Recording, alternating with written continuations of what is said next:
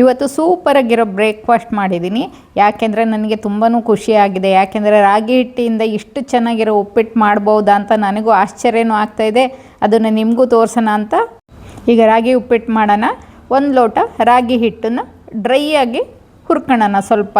ಯಾಕೆಂದರೆ ರಾಗಿ ಹಿಟ್ಟು ಸ್ವಲ್ಪ ಹಸಿ ವಾಸನೆ ಇರುತ್ತಲ್ಲ, ಅದಕ್ಕೋಸ್ಕರ ಚೆನ್ನಾಗಿ ಡ್ರೈ ಆಗಿ ಒಂದು ಸ್ವಲ್ಪ ಹೊತ್ತು ಹುರ್ಕೊಂಡು ಇದಕ್ಕೆ 4 ಟೇಬಲ್ ಸ್ಪೂನು ಬಿಳಿ ರವೆ ಅಂತಾರಲ್ಲ, ಬಾಂಬೆ ರವೆ, ಅದನ್ನು ತಗೊಂಡಿದ್ದೀನಿ 4 ಸ್ಪೂನು. ಯಾಕೆಂದರೆ ರಾಗಿ ಹಿಟ್ಟು ಬರೀ ಹಾಕಿ ಮಾಡಿದರೆ ಚೆನ್ನಾಗಾಗಲ್ಲ, ಬಿಳಿ ರವೆ ಹಾಕಿದರೆ ತುಂಬ ಚೆನ್ನಾಗಾಗುತ್ತೆ ಉಪ್ಪಿಟ್ಟು. ಈಗ ಮತ್ತೆ 1 ಸ್ಪೂನ್ ಎಣ್ಣೆ ಹಾಕ್ಕೊಂಡು ಇನ್ನೊಂದು ಸ್ವಲ್ಪ ಚೆನ್ನಾಗಿ ಘಮ ಘಮ ಅನ್ನೋವರೆಗೂ ಹುರ್ಕೊಳ್ಳೋಣ. ನೋಡಿ ಈಗ ರೆಡಿಯಾಗಿದೆ.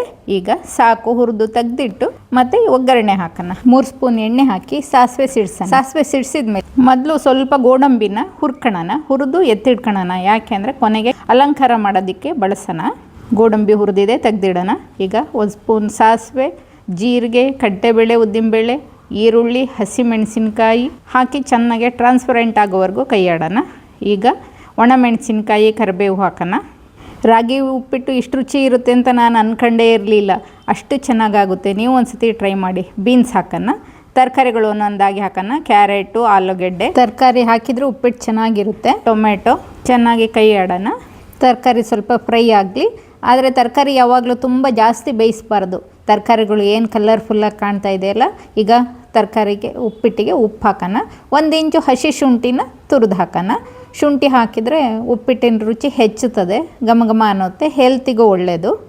ತರಕಾರಿ ಸ್ವಲ್ಪ ಬಾಡಿದೆ. ಈಗ ಹುರಿದಿಟ್ಕೊಂಡಿದ್ವಲ್ಲ ರಾಗಿ ಹಿಟ್ಟು, ಅದನ್ನು ಹಾಕೋಣ. ಈಗ ಹಾಕಿ ಒಗ್ಗರಣೆಯಲ್ಲೂ ಸ್ವಲ್ಪ ಫ್ರೈ ಮಾಡೋಣ.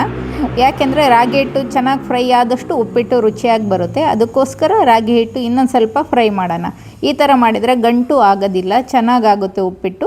ಈಗ ನಾನು ನೀರು ಕಾಯೋದಕ್ಕೂ ಇಟ್ಟಿದ್ದೀನಿ. ರವೆ ಉಪ್ಪಿಟ್ಟಿಗೆ ಯಾವ ಥರ ನೀರು ತಗೊಂತೀವೋ 1ಕ್ಕೆ 3, ಅದೇ ಥರ ಇದಕ್ಕೂ 1ಕ್ಕೆ 3 ನೀರು ತಗೊಂಡು ಕಾಯಕ್ಕಿಟ್ಟಿದ್ದೀನಿ. ಈಗ ರೆಡಿಯಾಗಿದೆ, ಚೆನ್ನಾಗಿ ಫ್ರೈ ಆಗಿದೆ. ರಾಗಿ ಹಿಟ್ಟು, ರವೆ ಎಲ್ಲ ಮಿಕ್ಸ್ ಆಗಿದೆ. ಈಗ ನೀರು ಹಾಕೋಣ. ನೀರು ಹಾಕಿದ ವಿಡಿಯೋ ಸ್ಕಿಪ್ ಆಗಿಬಿಟ್ಟಿದೆ.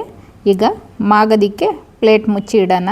ರಾಗಿ ಉಪ್ಪಿಟ್ಟು ಮಾಮೂಲಿ ಉಪ್ಪಿಟ್ಟಿನ ಥರ ಮಾಡೋದು, ಇನ್ನೇನು ವ್ಯತ್ಯಾಸ ಏನಿಲ್ಲ ನೋಡಿ, ಅಷ್ಟೇ, ಏನಿಲ್ಲ. ಇದು ಸ್ಮೂತಾಗಿರುತ್ತೆ ಅನ್ನೋ ಉದ್ದೇಶಕ್ಕೆ, ಸ್ಮೂತಾಗಿದ್ದರೆ ಚೆಂದ ರಾಗಿ ಉಪ್ಪಿಟ್ಟು ರೆಡಿಯಾಗಿದೆ. ಮಾಗಲಿ. ಒಂದು 5 ನಿಮಿಷ ಪ್ಲೇಟ್ ಮುಚ್ಚಿ ಇಡೋಣ. 5 ನಿಮಿಷದಲ್ಲಿ ಮಾಗುತ್ತೆ. ಈಗ ಮಾಗಿದೆ ಉಪ್ಪಿಟ್ಟು. ರಾಗಿ ಉಪ್ಪಿಟ್ಟಿನ ಒಳ್ಳೆ ಪರಿಮಳ ಬರ್ತಾ ಇದೆ. ಕೊತ್ತಂಬರಿ ಸೊಪ್ಪು ಹಾಕೋಣ. ಕೊತ್ತಂಬರಿ ಸೊಪ್ಪು ಹಾಕಿ ಹಾಗೆ ಒಂದು ಅರ್ಧ ಹೋಳಿಗೆ ನಿಂಬೆಹಣ್ಣು ಹಿಂಡೋಣ.